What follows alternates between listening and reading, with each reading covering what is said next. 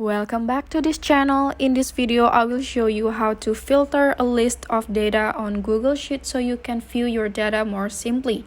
Sometimes it's a pain to look at your long list of data in Google Sheet. So to simplify it, you can first make a list of category so you can view it more easily, but still it is a long list, I know, and you can't always scroll down to the end of the list, can you? So here you can just create a filter. It's easy. Just click on the three dots over here and then choose to create a filter. And then you will see a filter in every cells on the top row. Alright, now to use the filter, you click on the category over here. So click over here, click on the cell.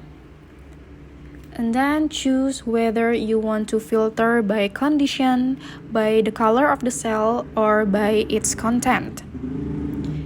In this data, I only need to filter the category that says college friends.